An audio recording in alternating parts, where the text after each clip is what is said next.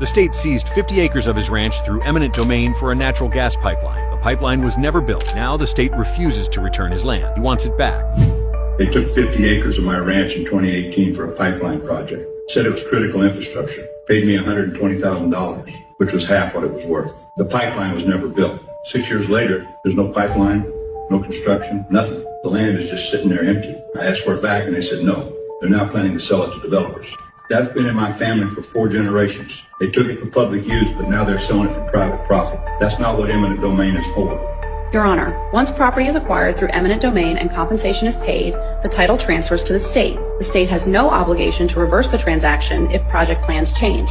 Mr. Morrison was compensated. What the state does with the land afterward is not his concern. The eminent domain process was completed legally and properly. Ms. Price, the state took this man's land under the premise of public necessity for a pipeline. That pipeline doesn't exist. How is holding his land still serving a public purpose? The state has the discretion to determine how to use acquired property, Your Honor. Discretion? You took his land for a specific public project that never materialized. Now you want to sell it to developers for profit. That's not eminent domain. That's a land grab. Eminent domain requires ongoing public use. If the stated purpose no longer exists, the original owner has the right to reacquire the property. This is basic constitutional law.